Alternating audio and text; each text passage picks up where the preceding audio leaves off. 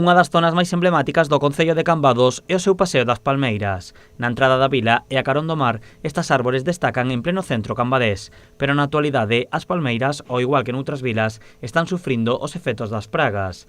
Dende o Partido Popular da vila, culpan o goberno desta situación e advirten do risco de non podalas.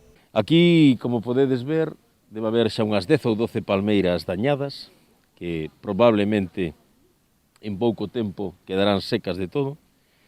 Posteriormente habrá que cortalas, porque unha vez que están secas, afectadas polo picudo, incluso aquí bate moito o vento, e habría un posible risco de caída, entonces habrá que cortalas, moi probablemente, máis ben pronto que tarde, desgraciadamente.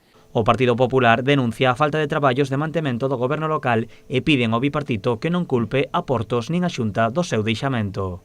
O promotor da plantación destas palmeiras foi o Concello e, como tal, o responsable do mantemento é o propio Concello.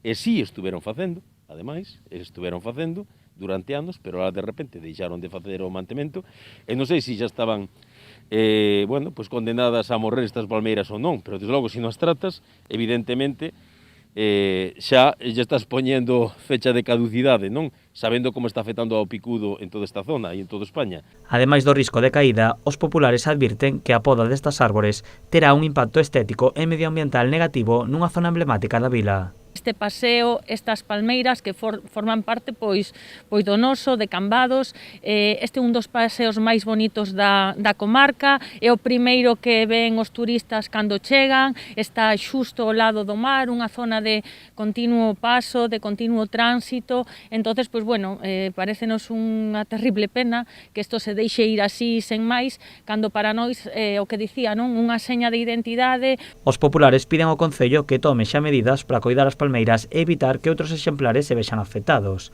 Tamén que no caso de que se teña que podar as máis afectadas, que se volvan a plantar para que o paseo non perda a súa esencia.